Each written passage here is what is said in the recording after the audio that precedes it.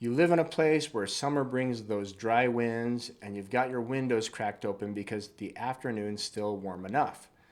Then you notice the sky taking on that orange haze, and when you step outside, there's a faint campfire smell in the air. It's not unusual this time of year, especially if you're near hills or forested areas, where wildfires can start miles away and send smoke drifting across entire regions. Most days, everything runs smoothly.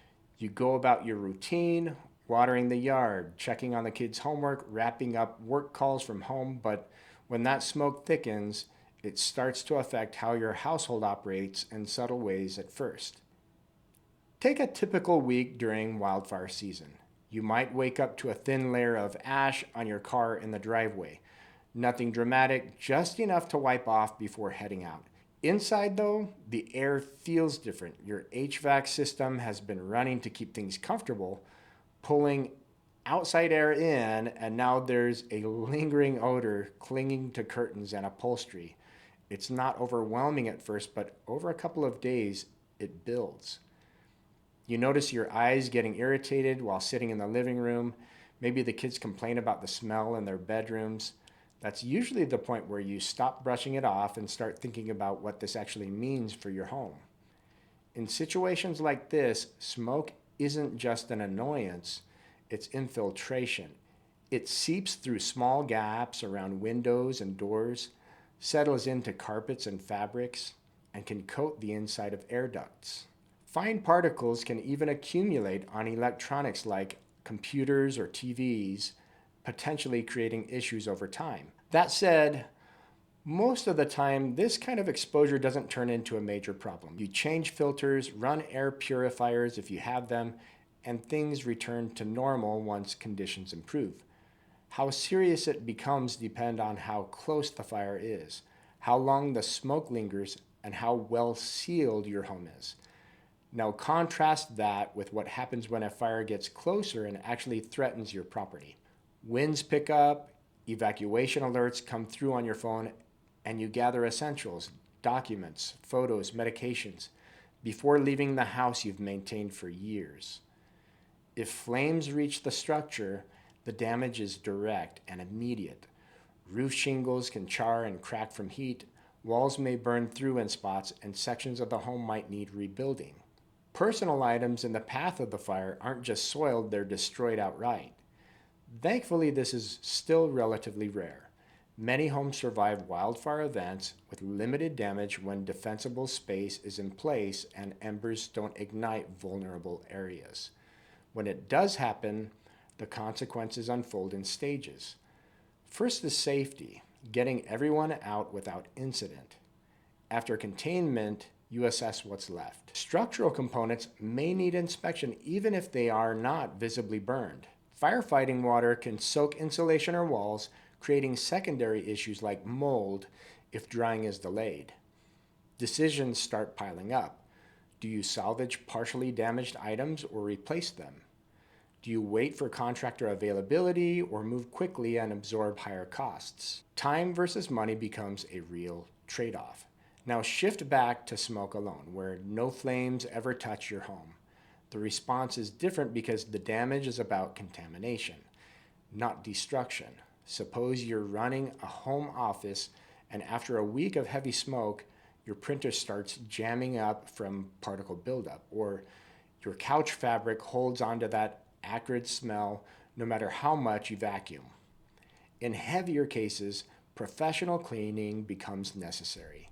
Duct cleaning, odor treatments, specialized equipment, it adds up. This doesn't happen every season, but during dense, persistent smoke events, it's common. In milder situations, a deep clean is enough and life moves on with minimal disruption.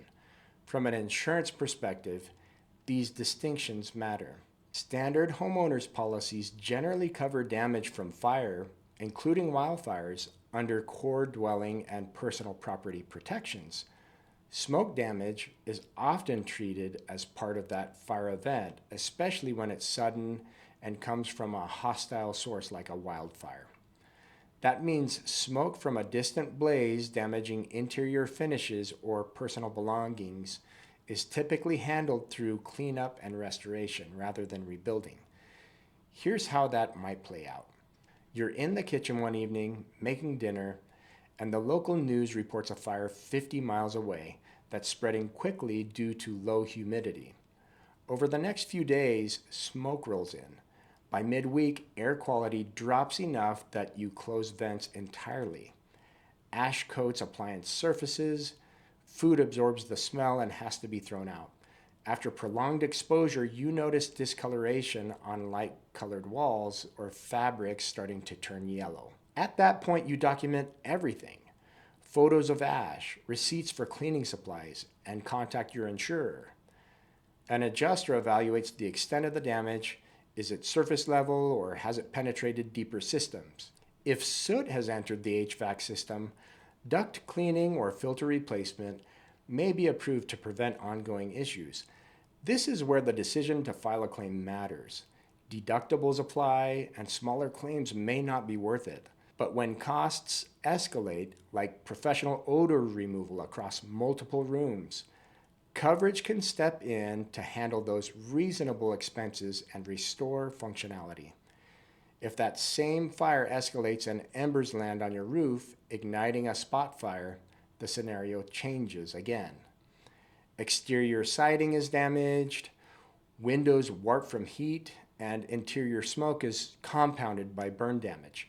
Recovery now involves demolition, rebuilding, and full smoke remediation. Choices might include upgrading to more fire-resistant materials depending on budget and local requirements.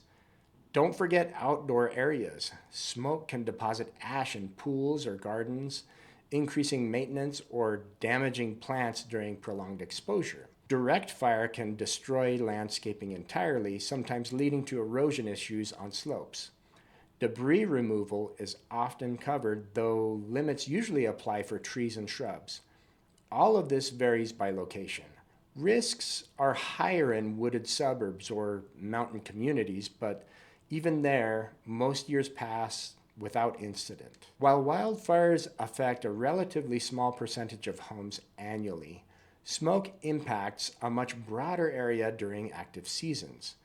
When problems do arise, understanding your specific exposure matters. How your home is built, how close it is to fuel sources, and how well systems are maintained, from gutters to ventilation.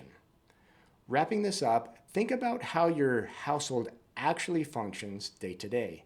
The airflow through your living spaces, the systems keeping things comfortable, and the belongings you rely on. Cross-check those against wildfire-related risks. Make sure fire is covered as a peril, and understand how smoke damage is handled, including deductibles or sublimits that could affect out-of-pocket costs. That way, whether smoke drifts in or a more serious event develops, you're positioned to respond methodically and minimize disruption to your routine. If this helped clarify things, give it a like or subscribe for more practical breakdowns. And if you've dealt with something similar, feel free to drop a comment. Thanks for watching.